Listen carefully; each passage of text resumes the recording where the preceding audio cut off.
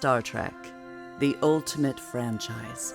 These are the voyages of 3 veteran Trekkies, Rich, Ian, and Toby. Their ongoing mission? To explore the vast Star Trek universe, to seek out new perspectives and fresh debates, to boldly go where no podcast has gone before. Beyond the Final Frontier.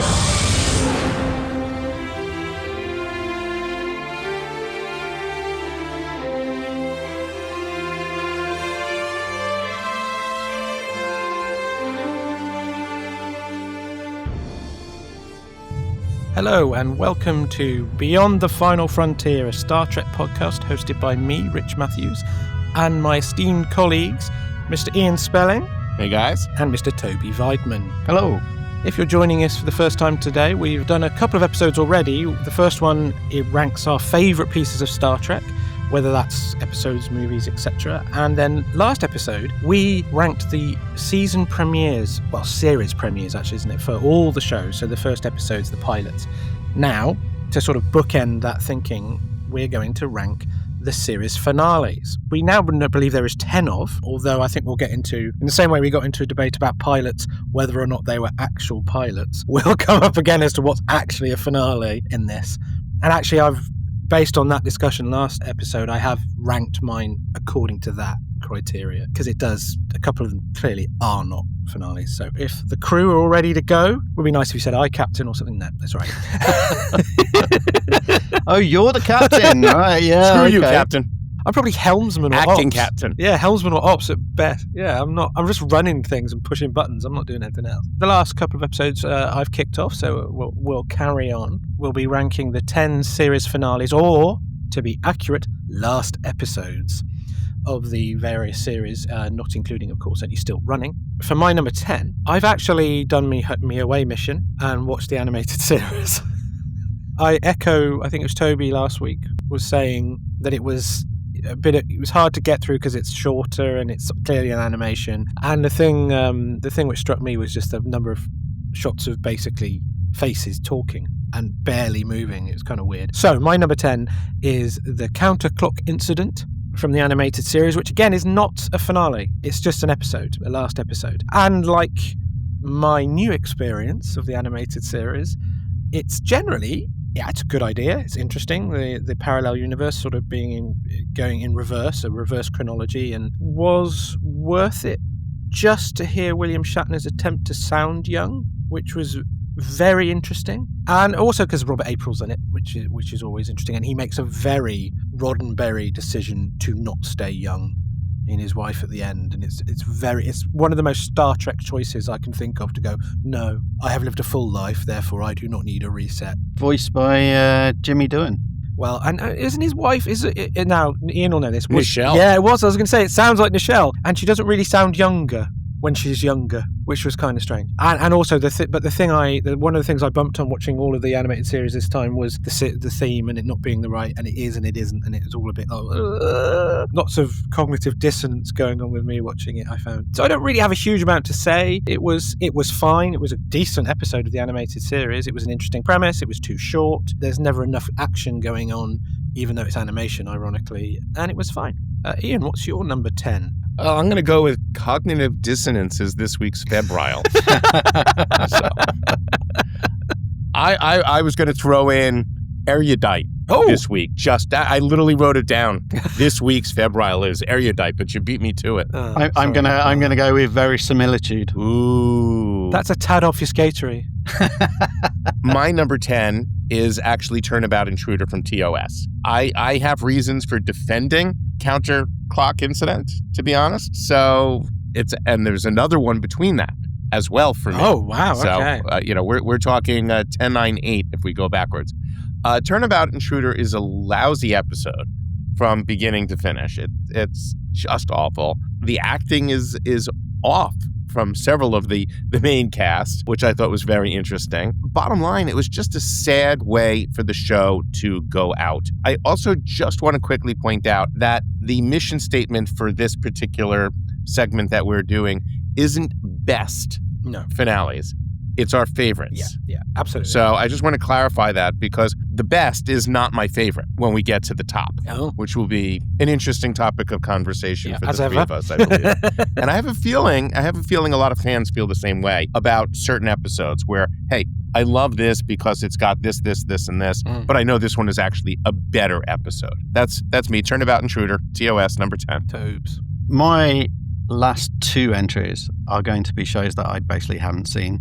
So I've not seen the finale for either of Lower Decks or Prodigy. I've made a conscious decision not to watch those because I kind of want to watch the show, particularly Prodigy, and I didn't want to leap ahead to the end. Lower Decks I've seen most of. I haven't seen the final season, so although there's less continuity in Lower Decks, there is some ongoing storyline, so I don't really... But there is for the finale, as you'd imagine. I have deliberately not watched them because I want to watch them. There is another series that I have watched the finale for where I haven't seen all the episodes of. I wonder which one that is, Toby. Yes. But I did actually watch that this week because I have no care for that series and won't watch it. So...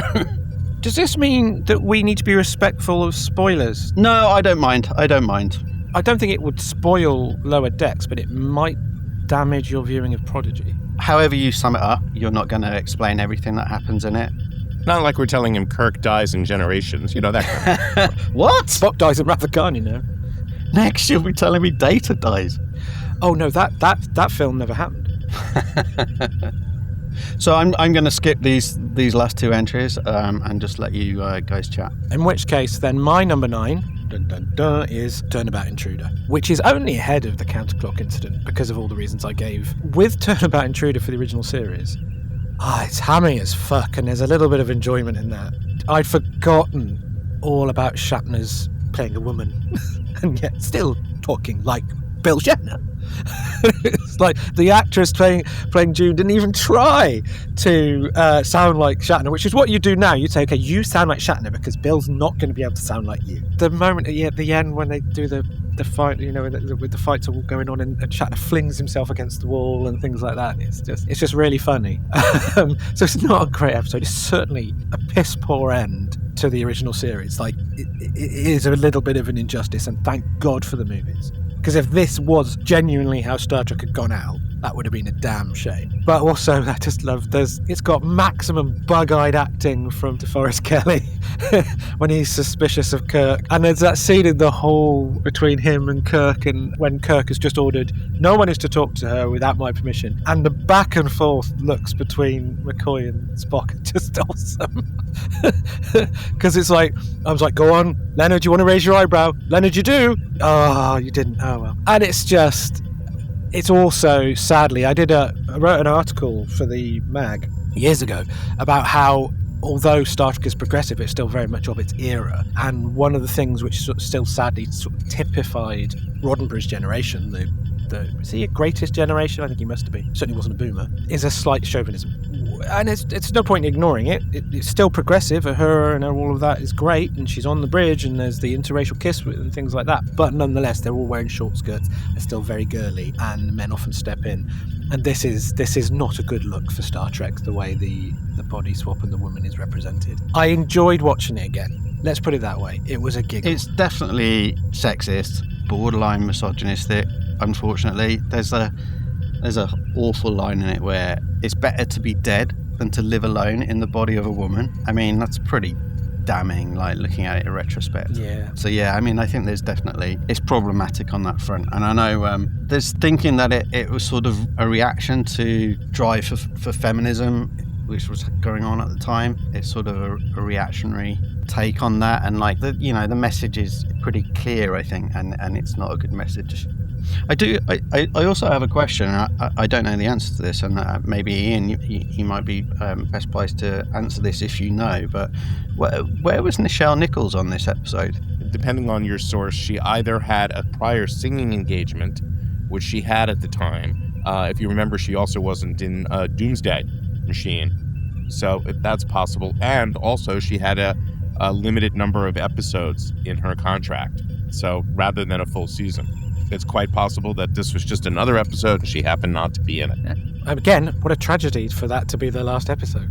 although this is the final episode, they were still trying to get a 4th season, weren't they? It's just the numbers weren't there, because I mean season 3 only happened because of the writing campaign, right? And you know, season 3 is the weakest of the 3, but it's still got some really good episodes in it.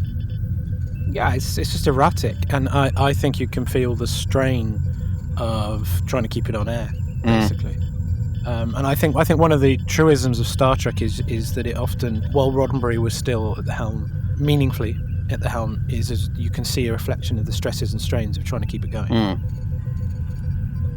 Just to defend Turnabout Intruder a little bit. Yeah. I did. I was quite nice to it. I'm going to do it. No. I enjoyed it.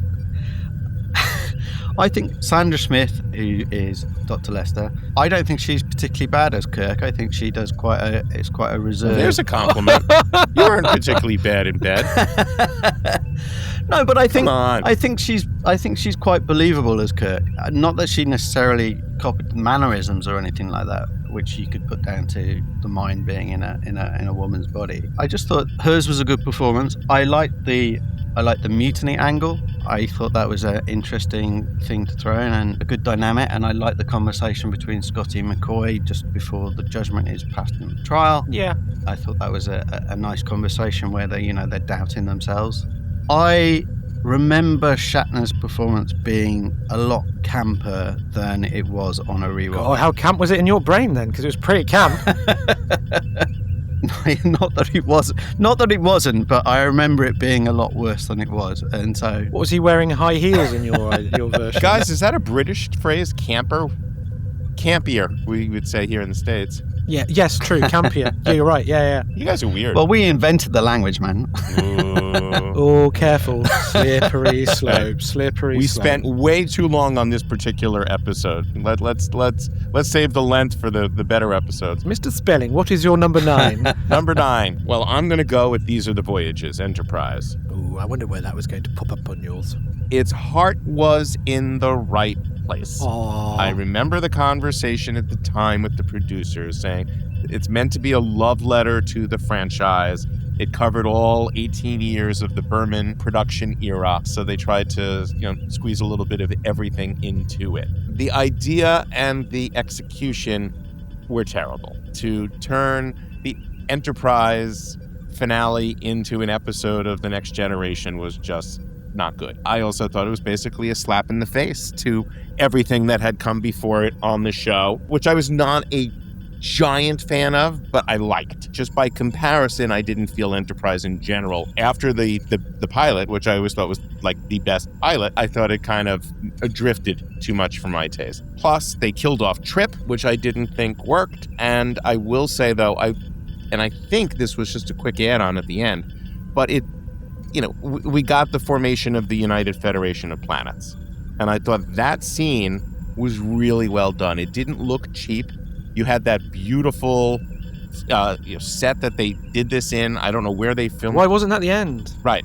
It had elements that were good, but I just thought overall it was kind of misconceived and not particularly well done. Yeah. We'll come to that, I think, in more depth. So basically, we're already establishing a pattern, Ian, where you and I are flipping places on certain things. These Are the Voyages are my 7, and we'll come to that. But my number 8, as we said, because it's about our favourites, is Life Itself, the finale of Discovery. I'm right there with you, Rich, as I'm leaping in on my first entry. Is that your first one? Yeah. Okay. I wondered if it would be. So I have to share a similar thing to Toby on this, which is I did watch, technically, all of Discovery, in the sense that it definitely played on a device of mine at some time. Every episode did. Whether or not by that point, especially in the last couple of seasons, I was paying full attention to it is a different issue.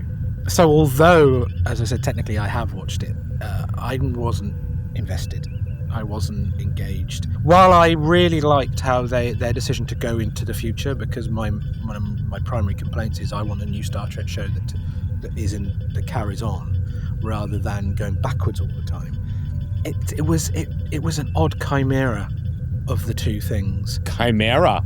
Wow. I'm writing that one down. It's going on my list. Chimera, You have to baby. get used to this. You have to get used to this. It was still freighted with Freighted! the prequel Sorry, baggage. this is just too ultimately.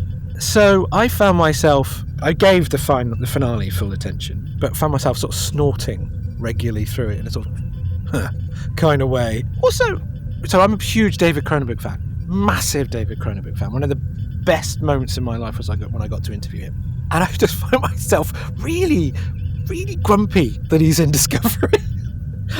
Just like, oh God, what do you think David Cronenberg could be doing? Why is he doing this? Because I stopped Discovery after season 2, Yeah. I had absolutely no clue that he was in it. So watching the finale, I had to double check because I was like, that looks like David Cronenberg. It's like, oh no, they've just got an actor in who looks like him. And then I looked it up and I was like, what the hell is Cronenberg doing in Star Trek? This is blowing my mind. Well, fast story about Cronenberg and Star Trek. The magazine, the official magazine, was still around. I was trying to get various talent for it. This one didn't happen. This one didn't happen. This one didn't happen. And then all of a sudden I get an email saying, David Cronenberg wants to do an interview.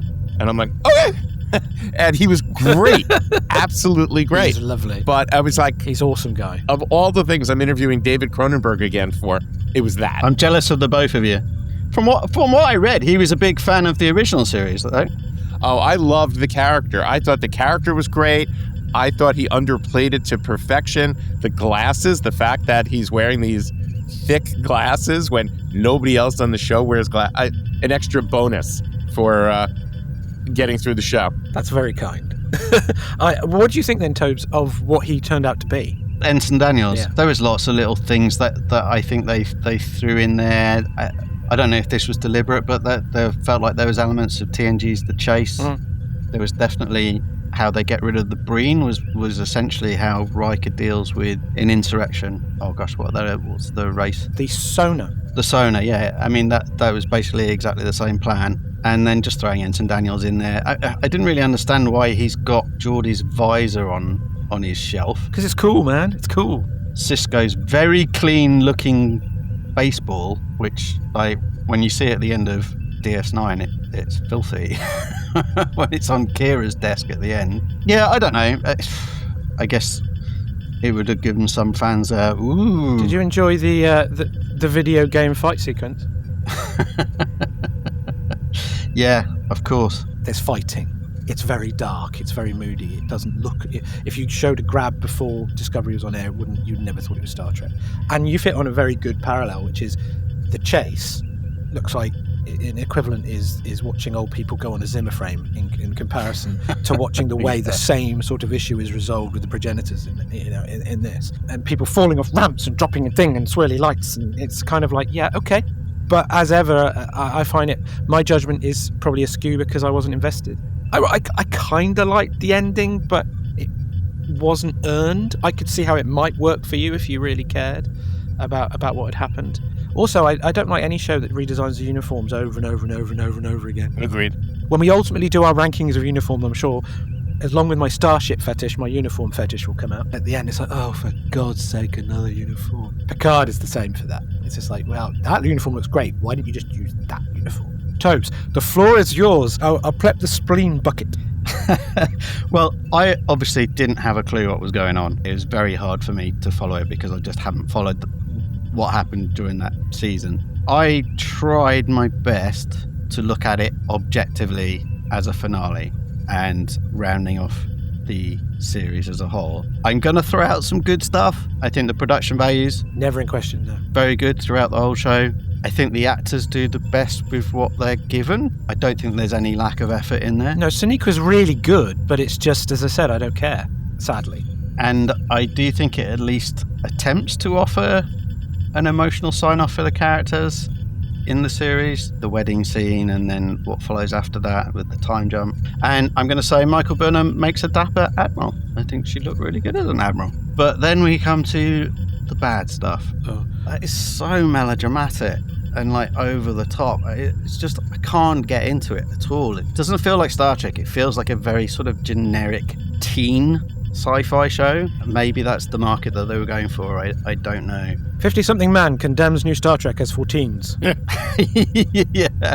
I have to question, and I don't know the answer to this, was this planned as the finale? Because the last 20 minutes, they just seem really tacked on. Yes, they were tacked on. There was no indication that there wasn't going to be another season, and they gave them money to go put on an epilogue to give the show and the characters closure. Right. That makes so much sense. But the add-on's better than the episode. I agree. Yeah, I think that's the best part of it. I like the stuff with Admiral Burnham. I will get to my thoughts on that, which are a little higher up than yours. So my question to myself is, was it a good send-off? And I don't think I can answer that. I wasn't invested in the show or the characters. Would I have been happy with that ending? I don't know. But I do know one thing. I will never watch this episode ever again. So we skipped over Ian, didn't we? Because you had the same one as me, Tobes, didn't you? So Ian, what's your number 8? Mine is Counterclock Incident from TAS. We've discussed this. It was not meant to be a finale, but it's actually an okay episode. As you pointed out, Rich, it's got some good sci-fi. I particularly like the de-aging that they explored in that, which was kind of cool for an animated children's show when you think about it. Robert April we get, and just as a fan, I loved hearing Dewin and Nichols as husband and wife, because I always think, people shipped them, right? The bloody movies shipped them. Yeah, literally. So I thought this was kind of the teaser to that, just in my head, by the way, because obviously it wasn't within the show for their characters, but it's an episode. And if we're including it in our finales, I feel like 8 is the right place for it. My number 7 then is These Are the Voyages. And it's sort of a flip here in a weird way. Whereas I thought the end of Life itself, the tacked on bit, was better. Even though Enterprise was never my favourite, and I think it's much better than we remember it being in general. But it's not fair. It's not fair to the crew and the team. And I listened to an interview with Brannon Braga saying it was always intended to be the finale was going to be this, and they thought it was a great idea. I think there was like a YouTube video of a reunion. It's the one that has Jolene Blaylock unusually present. Mm-hmm. He apologizes for the finale in that. Yeah, he does. But you can see Bakula especially is still, about the idea of it. And I think that's right. I think, and Ian, the points you've already made pretty much cover it, so I won't dwell too much. Just to add something to that, so I read an interview with Rick Berman, I think it was, and he was saying this was always going to be the season finale. They were hoping that they were going to get a 5th season. If you look at it in that... Yeah, but they killed Trip. That would have been the end of their voyage on the NX-01, right? So the 5th season would have just carried on from the previous episode. That sounds like EP rationalization to me because of the fact that once Trip dies like that, and then you've got another how many seasons? I mean, I don't disagree with you. I'm just saying this episode was planned as the season finale, not necessarily the series finale. And it just turned out to be the series finale. Fair enough. I think what Ian said that I agree with is that it robbed...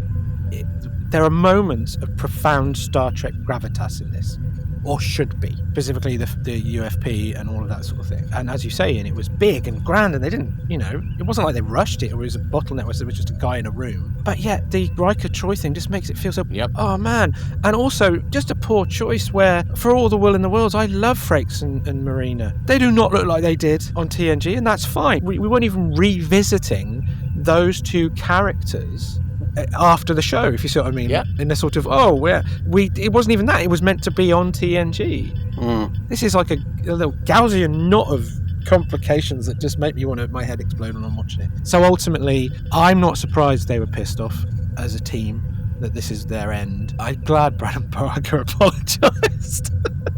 It's funny, isn't it? How a show ends has a lot of emotional baggage. I think Toby and my reaction to Discovery reflects our lack of engagement with it in general. Whereas the potential end of the original series was a tragedy because it's not as good, anywhere near as good as a lot of what followed. And it would have been awful if that had been how Star Trek ended. This just feels like, in a weird way, the reverse. I think the franchise fatigue wasn't the audiences, it was the makers. And I think that the end in this episode shows how the big cheeses didn't know how to deal with Star Trek anymore. It's fine as an episode, but yeah, it's just not fair to the cast. And overall, in retrospect especially, the show deserves better. Ian, your number 7. My number 7, Life Itself. Okay, so the finale for me was as fitfully good and disappointing as the series itself. The show improved after the time jump, and this finale kind of did for me as well after its internal time jump with Michael. Parts of it worked. If you actually spoke to fans at the time, and even now, this came up at the most recent convention I was at, a lot of people did not like the epilogue. They felt that it was truly tagged on. I thought they did a good job of using whatever time and money that they were given to provide a sense of closure. It didn't feel too on the nose to me, and a lot of it was earned, and I particularly loved the wedding of Saru. Saru's always been the standout character overall, and Doug Jones is... I'll watch anything Doug Jones did. I like the payoff of the relationship. I will also add very quickly here that my appreciation of Discovery is a little bit affected by my intense appreciation and like of the cast. That's fair enough.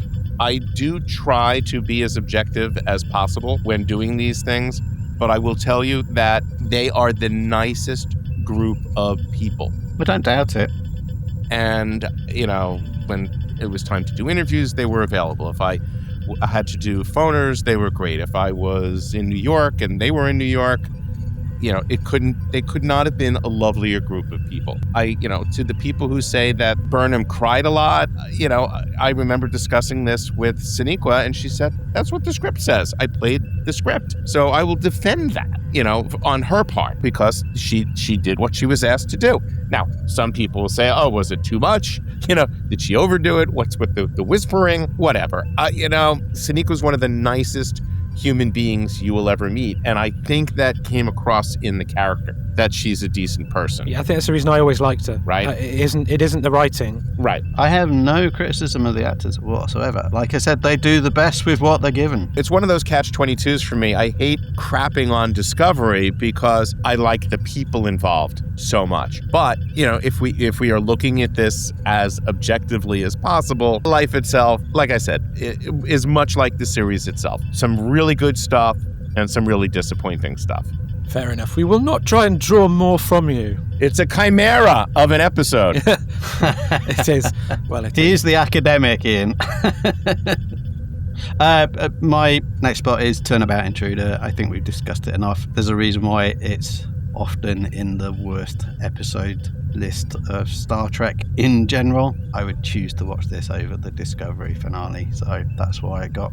Even though it's not a finale, it's just the end of the series. It's not great. You could get pissed and watch an episode of Star Trek episode. Yeah, and I love the original series, so I'm gonna delve into that first. But there we go. So my number 6 is, and I am going to try and avoid spoilers.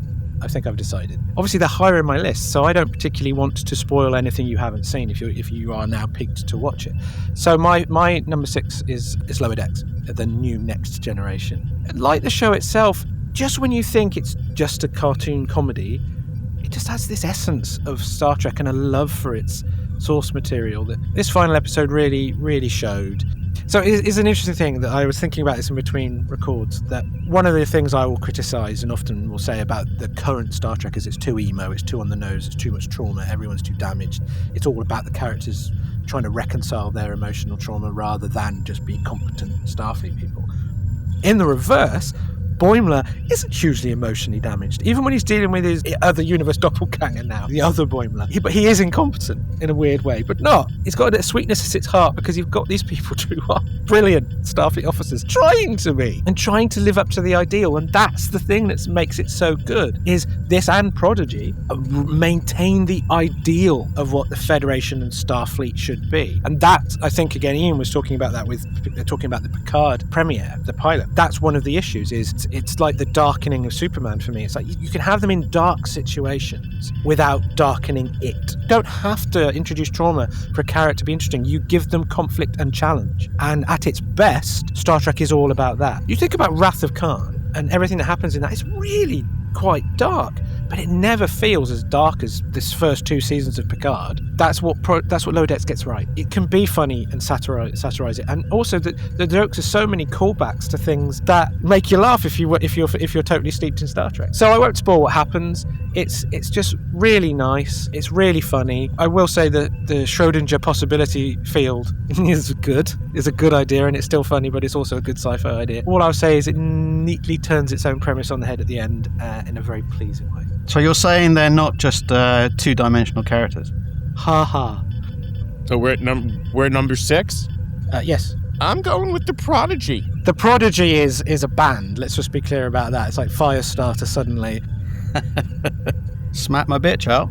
Well, I did say The Prodigy finale, so it is properly set up. But I'm going with Prodigy's finale. Fast anecdote, I remember when Charmed was ending, and I had a whole conversation with the producer who was explaining, look, we're not sure if we're coming back. So this episode had to serve as a series finale and a season finale. That is my impression of what they did with Prodigy. And it works. It's a terrific season finale, and it's a really solid series finale. It's not 6 because it's bad. It's 6 because there's 5 others that I just happen to like better. But here we get promotions, we get a new ship, we get payoff on relationships. I am not, like you, Tobe, this is not a show I watched on the regular. I only saw a handful of episodes, and I had to go back to watch the finale, but you could tell just from the way the finale worked that it paid off relationships that had to have been building along the way. And I have a feeling if I watch every episode of the show, absolutely that will even mean more to me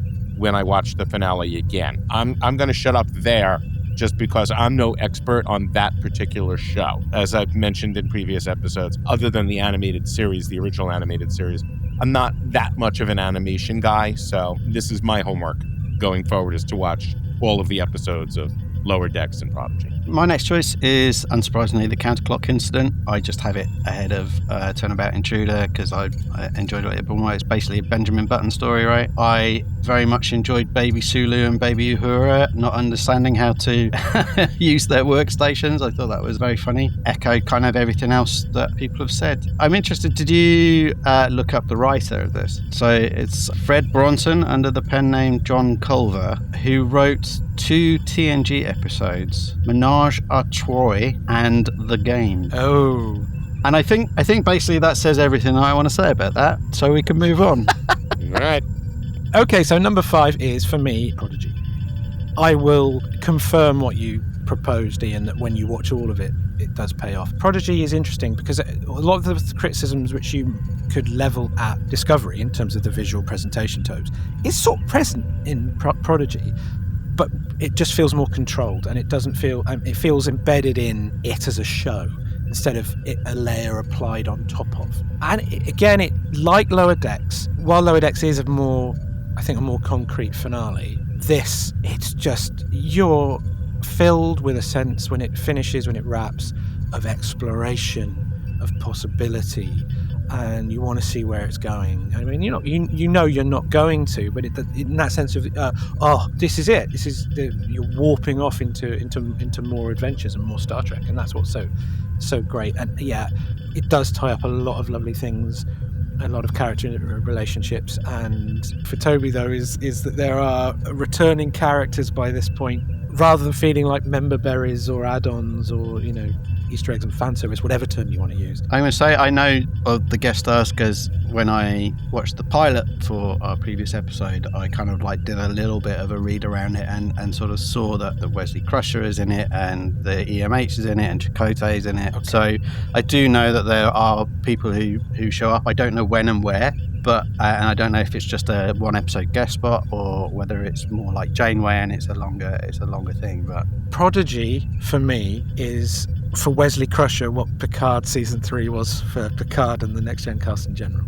Oh, okay. It makes me all the more excited and want to watch it. So. Wesley Crusher is given purpose and focus, and it's really good. And Will Wheaton, as ever, is great. As ever?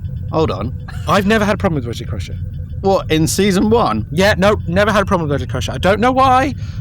We can disagree on this. I've never had a problem, even with his bad sweaters, which I only recently came to realise had all the division colours on. A discussion for another time. In the same way that Picard season 3 made you go, oh, great, Nemesis isn't the end for the Next Generation. In the same way that Star Trek 6 made you realise, oh, that Star Trek 5 isn't the end for the original crew. This gives Wesley his equivalent. Cool. So that's why it's so high for me. Ian, you're number 5. Is Lower Decks. Again, it's a very satisfying series capper. You're still not positive if they knew that the end was nigh or not, but I got the feeling watching it that they knew they may not be back. So you get everything you need from it. Promotions, friendship, laughs, a little bit of drama, Easter eggs dating back to the original series, all of that. I thought, again, as a finale, it nailed it. And more specifically, for this specific show. Pretty much every question you had, every little thing you wanted to see, if this was the last episode, is in there. And it doesn't feel like it's shoehorned in there. It does feel natural to the show. So overall, I really enjoyed it. And again, I didn't follow every episode of Lower Decks, and I felt a sense of satisfaction watching this finale. My next one, These Are the Voyages, Enterprise. You've kind of covered a lot. I would say there are some things in this episode that I liked. While I thought it was an odd choice to have Riker and Troy in it, I did like the scenes in the galley between Riker sort of getting to know the Enterprise crew. It was nice because some of those characters weren't given the airtime that I think possibly they deserved, like Hoshi and Mayweather. They really weren't given a huge amount to do. So it was nice to just have like a little bit of character work for them. So I enjoyed that aspect of it. I thought it was really weird killing off Trip. It was just one of the oddest choices. I can't see any reason for doing it. Why didn't they kill Malcolm? I like Malcolm, so you can shut up.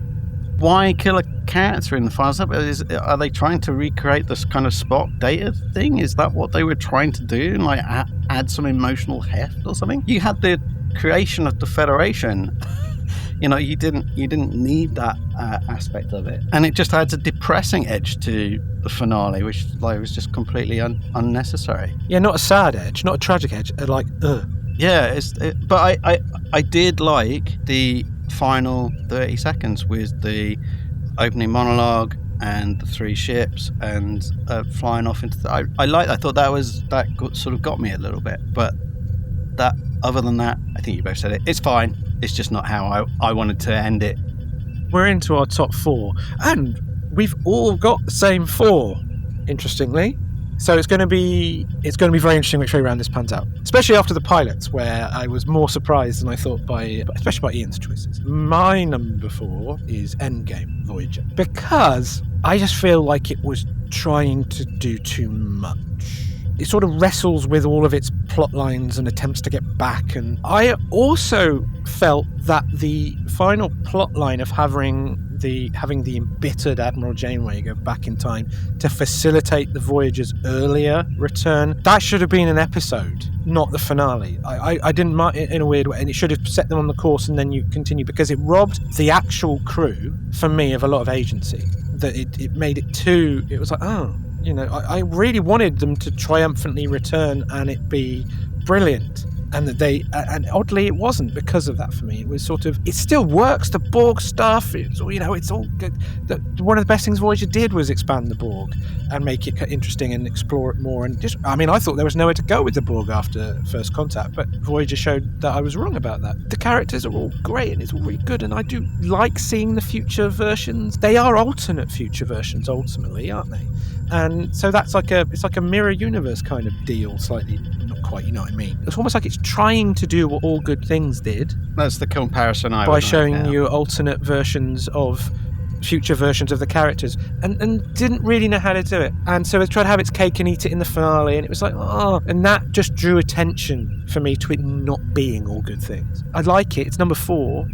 It's just, I found it frustrating, and in a similar way to Enterprise, I would say the 3 remaining on my list are all like yeah, good. Whereas this one had a bit of both. I felt oddly weird about Alice Creed coming back. I was like, Susanna Thompson did a great job. She was busy on another gig, that's why. Oh, was she? Oh, I thought you assumed it was a prestige thing. No, that was the only reason. Oh, that's fascinating. That's something I didn't know. That's interesting. So they decided, let's just ask Alice and see what she says, and she was down for it. She was available, so that's what the reason.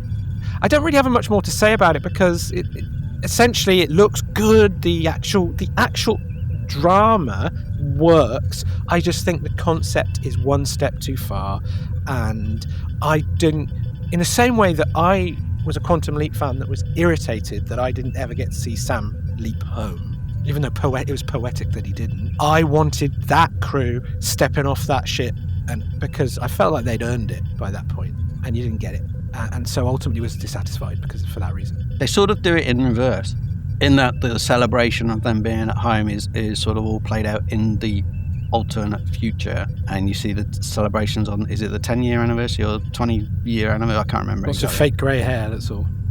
Yeah. This isn't my fourth spot. You know, I think I agree. I think that the first sort of 2/3 of it feel great and would have served as an episode, and I think you would have ended it with younger Janeway rejecting older Janeway and saying, no, we're not doing that. I think that would have worked as the episode, yeah. And then I think the finale, confronting the Borg, would have been a better way to do it, and to give 15-20 minutes for them actually to get home. And you've got Tom and B'Elanna having the baby, and then Tom's dad is there, Admiral Paris is on the view screen, but there's no, you want that interaction, don't you? You want... Yes. And you feel those characters have earned that at that point. Dad, this is your grandson. You want that moment as a fan, yeah, I think, and you just and get it. And from that point of view, it sort of sours it a little bit. Okay, so the quiet nod from Ian means Ian's going to engage later with Endgame. So, Ian, what's your number 4? Picard, The Last Generation. This is my 4th spot as well. It's my 3rd, so we can just talk about it if you like. Yeah, sure. Let's go through it. I've said that to me, Picard was mostly a missed opportunity. I thought seasons 1 and 2 were just utter disappointments. But that missed opportunity led to the return of the Next Gen cast for season 3. And that really worked for pretty much the entire season. I thought everybody had something to do. No one more than Gates McFadden. They made such great use of Dr. Crusher in season 3 of Picard, and you really got payoff to her character. She had more to do in season 3 than the entire run of Next Gen. So I was thrilled for that. And the best episode of season 3 of Picard is The Last Generation. And that's what I wanted from the finale. You got the Borg and the Founders, so really cool tie-ins between series. You got the Enterprise D, come on, how cool was that? And then, of course, you got the poker game. Yes, it's the latest poker game because we've had that established in a couple of other productions, but it worked beautifully here. For a series that I thought didn't work, it gave me the closure on the original Next Gen series, it gave me the closure on the Next Gen movies, and it gave me good closure on Picard. So it's my number 4. Obviously, I preferred, as we established in episode 1, Vox to this episode for the reveal of the Enterprise. If those two were counted as the finale, this might even be one higher for me. Okay, I agree. I understand that. There's an emotional punch at the end of Vox when they step on board the bridge and they fly off in the Enterprise D that is not quite as good. But overall, it's a great episode, and it's exciting, and it's a good use of all the characters, as you say, and as I've already said repeatedly, it's just a great, thank God, a really good ending for them at last. It's a logical conclusion. I think you guys enjoyed this season more than me. I think when I first watched it, I enjoyed it a lot more than I have on a rewatch. In terms of this particular episode, again, I think it's okay. There are lots of things in there that I like. There's lots of things in there that I don't like. I think that's maybe the missed opportunity that Ian's talking about. I didn't really like what they did with some of the characters. I'm not a fan of what happened with Worf, and that he's just the walking joke one-liner. That's not the Worf that I kind of wanted. He has a little bit of a battle fighting scene in this, although he gets shot with a phaser and is still standing, and it's like, I'm not sure about that. He's Worf. Come on, season 3, he beheaded somebody.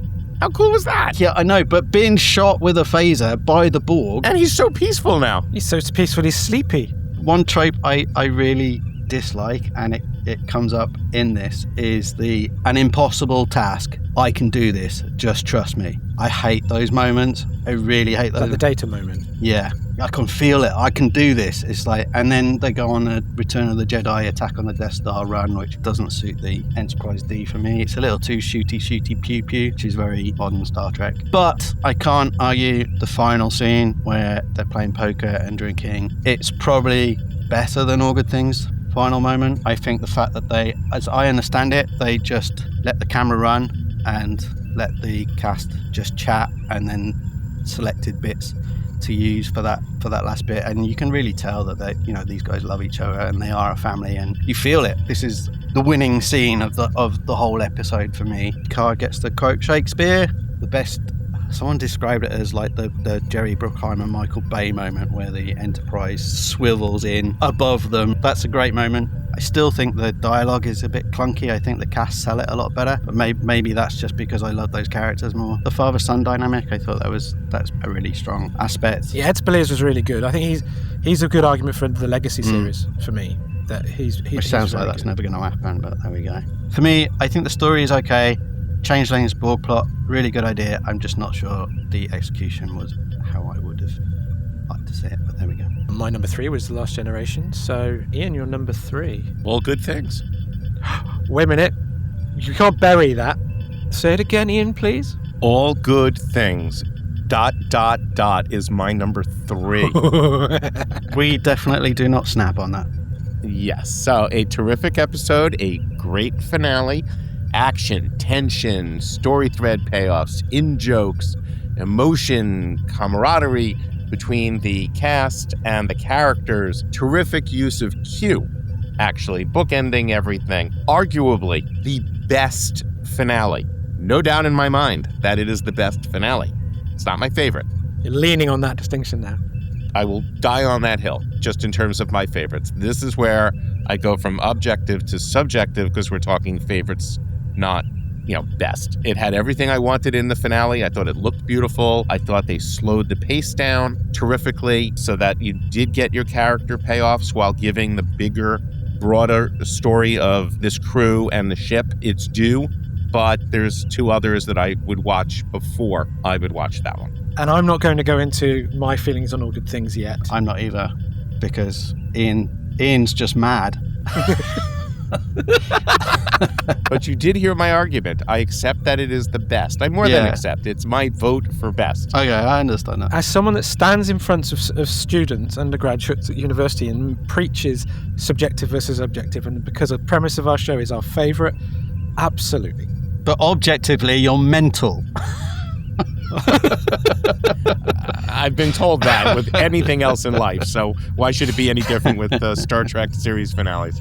My number 3 is Endgame, Voyager. I think we've sort of covered a lot of it. You kind of mentioned the links of All Good Things. I think that there are kind of quite a few connections there. In All Good Things, in the future, Troy's died. In this case, it's 7 of 9. You've got Captain Kim is essentially Admiral Riker. Reg Barclay plays the Geordie role in facilitating Janeway to go back. You've got Tuvok, the debilitating mental illness like Admiral Picard. And then you've got a return of a series franchise guest star in The Borg Queen like Q in All Good Things. I do think the first half is better than the second half. It really annoys me that the ship just sort of flies towards Earth and then gets cut. The one thing I would say is I think this episode proves that Janeway is a mad son of a bitch. As a captain, or in this case an admiral, and that just prepared to fuck her. But, she commits genocide, essentially, and is fully prepared to do that just to save 7 of 9's life and stop Chakotay from being depressed. And in terms of captains of starships,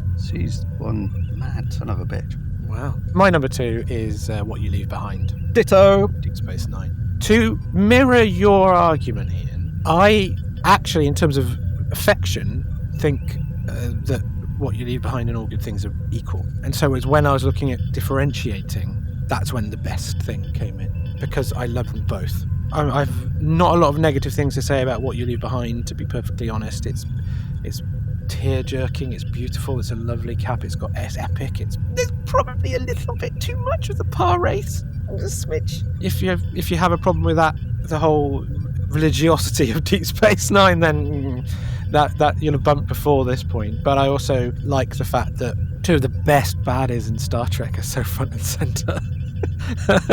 I don't think you can't argue with Mark Alamo and Louise Fletcher. Wynn, if I ever want to pick up the best baddie in anything, let alone Star Trek, Wynn is God. Hate Wynn, and she's so good in the role. Unlike Endgame, the sadness in this one is earned and feels appropriate. Sisko's fate and what happens there, and it leaves you with a contemplative, one for your pad, elegiac feeling that just is satisfying, even though it's sad. It's a wonderful episode. This is one of my problems in life is when I love something, I sometimes find it harder to be as effusive, as verbose about it as I am about something I've got criticisms for. Because one of the things which vexes my entire family is the fact that if I come out, we're in a film and I'm not a huge fan of it, or I think it's okay, if I love something, I don't want to talk about it. I just want to sit there and sort of marinate in how great it was. And that's how I feel about what you leave behind. And in a weird way, what's great as well is if you pair watching it with What You Left Behind, the documentary that was done, it's even richer. Kira's arc is undeniably one of the best on Star Trek ever, I think. I think the whole episode has got, I think the central theme of the episode is sacrifice and what you're prepared to sacrifice. And, Damar gives his life. So that's the kind of the fullest extent of sacrifice. But then Odo also rejoining the link. That's a sacrifice, a personal sacrifice for the greater good. You've got Sisko doing the same thing in a element of the story that is wrapped up so quickly. Yeah, nothing's perfect. Well, very few things are perfect. I love this episode. I think everyone gets a really good wrap-up and goodbye. I don't think it's perfect. I don't think the structure of the story is quite as good as All Good Things. So, like, the space battle, it's kind of over quite quickly. It's like the Cardassians turn and then suddenly it's all over. I'm also a bit ambivalent about the Founder giving up. Yeah. I understand why, but it's not as satisfying as it might have been. Like the girl, the cat, Kai Wynn, great actors. I'm not sure I needed that in this episode. Maybe that should have been the penultimate one. Yeah, but then you can't have the emissary aspect of it, and Sisko's... No, you needed this one. I wonder whether the Changeling storyline should have been wrapped up first and then have that as the focus, but... That plays to something that I was pondering about it when talking about Endgame, is I feel like you can see a progression. There's a clarity to All Good Things. There's a little bit too much in What You Leave Behind, but it's still wonderful. There's definitely too much in Endgame, and then they don't know what to do with Enterprise. Perhaps All Good Things' worst legacy is the impact it's had on subsequent finales. They knocked two out the park, one completely, one's in the, out of the grounds, let alone beyond the bleachers. What You Leave Behind is a home run into the bleachers. Endgame, yeah, they win the game, but it's not quite as good. And then Enterprise, it's a bunt. To use the baseball metaphors, probably for Ian, and he's being impassive, and I feel betrayed. And I don't understand what the hell you're talking about. Mm-hmm. But the whole is greater than some of its parts. It is ultimately a wonderful episode and a fitting end to what, just cite again, the best versus favourite, what is easily the best Star Trek series. What's your opinion on the Vic Fontaine stuff? Because I probably would have left that out. The thing is, I was a bit on the fence about Vic in general, and then there was the storyline with Nog. Which is great. That's a great episode, yeah. So I agree. I don't object to Vic being, and that scene being in the holodeck and the celebration, and a nice little cameo from Jeffrey Combs in there as well. Everybody's in it. I'm surprised you're not in it, Ian, to be honest. I was back in New Jersey. But I just don't know whether I needed that song. I'd like him to sing that song. I just don't know what that added. I think it was solid payoff for the character. I just in terms of the structure of the character and the purpose it served in the show. But in the finale, to give such a big moment to a periphery character, I loved it. I don't know. He became central to the community of the crew. The thing they used him brilliantly for, in terms of it being the best use of a hollow character, is he provided a bridge between conflict between characters and resolution. And I think in that sense it was apt. So your number 2 as well was... What you leave behind, yeah. My number 2 is Endgame. We get home. I thought it was action-packed. I liked the drama. I loved Kate Mulgrew's performances. I thought she was awesome. But we've discussed it a lot, right? So I'm not going to get into all the details that we already have. My biggest issue with it is obviously why get all the way home and not have a few minutes with the characters? As you said, here's the baby, look dad, right? Or, look what happened during the years away. I'm all for that. Not just that, but like Paris at the beginning, he's like in jail. He's like, he must be like a disappointment for his father, right. Great character arc, and now he's a full-fledged, right, character and a dad and everything else. Wouldn't it have been bad if his dad had gone, you married a Klingon? Right? But, so I would have loved to have seen a lot of the reunions. Was Janeway's dog still alive? Yeah. All this kind of stuff. Exactly. That I would have questions about. But overall, I mean, they could have even done a fast coda, just, getting home. That would like a quickie epilogue thing. But I think the idea was to leave that to your imagination. I get the purpose of doing it the way they did it. I don't agree with it, but I got why. Hey, let's just get them home. It would have been nice to have even another episode of them at home. I do think that would have been not counterintuitive, but maybe a little bit of a letdown to getting home. I go back and forth on that. I've always had this debate with myself. If I were running the show, would I have had one more episode to break things out more for everybody and every character gets their payoff? Or, do you do it kind of quickly like they did in Discovery with the various payoffs? And we had our conversation about Discovery, right? Some of that worked, some of it felt tacked on. I wanted more, but I didn't hate the fact that they got home and we didn't get the payoffs. So there's my issue there. So that's my number 2. And now we can talk about why What You Leave Behind is number 1. Obviously, mine and Toby's number 1. Is the correct choice. No, it's all right. I was going to do that. Ian's going to run straight into why What You Leave Behind is great. Go on, please. Yeah. Oh, you want me to? Yeah. Sure. What You Leave Behind is my favorite. You have to understand that as much as I appreciate the original series, and it's my OG, Deep Space Nine was it for me. I just thought it was the coolest series. Look, it's not perfect. None of the shows are perfect, right? Some of the stuff with Sisko over the years was too remote. On the other hand, every scene he ever had with his son or his wife or whatever was beautiful. Any episode where he questioned his morals was always interesting to me in terms of Avery Brooks's performance. I was mostly satisfied with the key character on the show, but my favorite character was Kira. I thought Kira just kicked ass and had a great emotional arc, and it was there early on in Duet and never let down beyond that, right into the finale. The finale paid off pretty much every character for me. It paid off pretty much every storyline. You had death, you had life, you had sacrifice, you had hope, you had grieving. The music was great in the finale. The visual effects, for the most part, minus the fires in the cave. Tell you the par race, I'm just saying. Yeah. I loved the face-off between those two actors, as you had mentioned, between Alaimo and Louise Fletcher. Just titans going head-to-head. It was just great stuff. I thought the right characters died, and the right characters lived. And then you get to Sisko. Did he live or did he die? And I thought that story conundrum was just so cool. And I thought they went there with the religious elements of the show as well.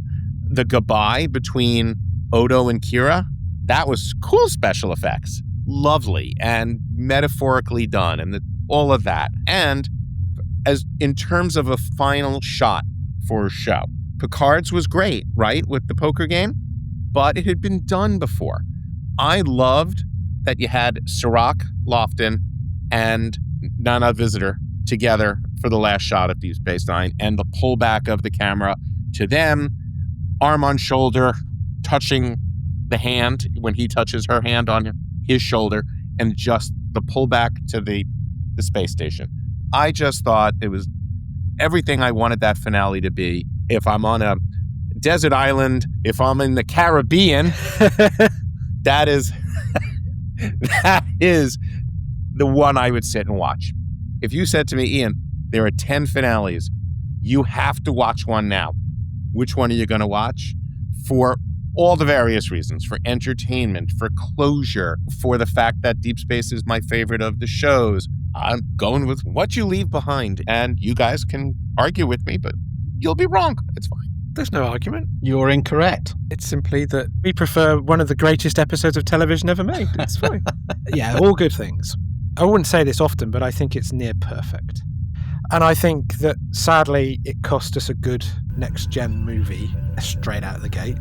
I mean, it's not Generation isn't bad, but I think that that a lot of the writing energy and inspiration from Moore and Braga went into All Good Things. I like the fact that it is a brilliant episode and a brilliant finale. And I think that's the thing for me, that it is both, and it feels like both. And I love the callback of Q for the book ending, for a sort of sense of circularity. I love the performances across the board. I love the conceit of the erotic syndrome, and I really wish that was one thing that they hadn't really mentioned later. I understand why they did in Picard, but still. And it's a big idea, a proper big idea, and the sense that the entire series was a test to explore the nature of humanity, I think that's as Roddenberry as you can be. And the fact that it pushes Picard to be better, to be more, to make a leap of understanding, to be the best version of himself, to see the bigger picture, and yet then act on it in a microcosmic way, using his crew to the best of their ability. This crew in 3 timelines, in 3 different sets of context, is really eloquent and revealing of those characters, and you get the reward of them in the current timeline, the show's timeline. You get the callbacks to seeing Brent Spiner's original version of Data, and shows you how much he has evolved it, if that had passed you by. And also just playing off, you talked about, when we talked about the pilot scene, you talked about how it was a bit clunky and this didn't work and that didn't, and the characters were introduced, and then the fact that the All Good Things acknowledges that by showing you who's around and who's not, who's on the bridge and who's not. It resolves but doesn't resolve. And again, that's what I think I was saying about Lower Decks and about Prodigy, is that it isn't, we know it's not the end of this crew's voyages because we've got the films coming, and they knew that. But nonetheless, as much as I agree that the content of the poker scene in the end of Picard is better, and I agree that the pullout from What You Leave Behind is more emotional, that overhead from the center of the poker table up out to the top of through the saucer of the ship and above is amazing and visually perfectly executed. I just remember thinking, man, that's fucking Star Trek. It is the one I would go to if I had to watch one finale. It's the one I watch because I do enjoy it the most. I do, and everything. And I do think that, as I said before, the legacy is that they tried to capture that magic in a bottle again. Luckily, Deep Space Nine was rich enough and different enough that it didn't quite fall into that trap. I do think they put too much in, but that's more to do with the richness of the storytelling they'd laid out, the arcs they'd laid out in that slightly more serialized way. Whereas with Voyager, I think it's not that anymore. It's that they were trying to be All Good Things in a way, even though they had, as we've all acknowledged, a perfect endpoint in at their disposal, and they just didn't embrace it. So yeah, I can't. There's barely a bum note for me in it, and one of my favourite scenes in all of Star Trek is Picard and Q at the site of the primordial ooze and the interactions of the proteins. I can't think of a better show don't tell. It's just brilliant. I don't have much more to add than that. I love the recreation of like the first season Enterprise, bringing back both Denise Crosby and Cole Meany, and the representation of Data early on. I like the older Oxford professor version, or is he Cambridge? Is it Oxford or Cambridge? I can't remember. Oxford professor with his many cats. His stripe of white. Yeah. The moment when Picard walks in on the poker game and says, I should have done this a long time ago, and they said, you were always welcome, and they pull up the chair, it just really gets me. Like, emotional. That doesn't happen that often. You cold-hearted bastard. Yeah, absolutely. My one criticism, and it's such a minor thing. That is it the third nacelle on the Enterprise D? I mean, I don't like that actually, so that would be another one. When Picard approaches Troy and Worf, why on earth is he there? He walks out of the elevator just onto a random deck in his pajamas. Well, you talk about the opening moment. Yeah, it's like, what is he doing? Why doesn't he just use his communicator and like call someone? I know why it's done, but it's just such a weird thing. He's wandering around the ship in his pajamas. The nitpicking award of nitpicking, the nittiest of nitpicks I've ever heard. I mean, you know I do this. Yeah, but I've not seen you do it to this level before. But next time you watch it, I bet that comes into your mind. Well, only because you mentioned it. Thank you. It's like he's asked the computer, where is Commander Worf? Because he specifically, I want to ask what the stardate is. And then he goes on his romp. Is that how you want to leave it, Toby? Is that how you want to leave your number one finale pick? I mean, it's what you leave behind.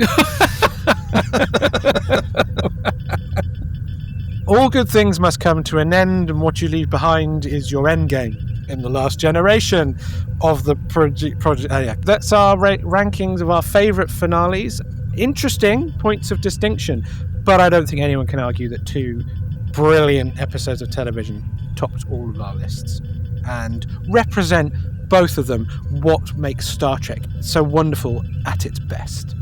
And I think You've got to say 3 though, Rich, because Ian's number 2 was Endgame. I forgot that. On that note,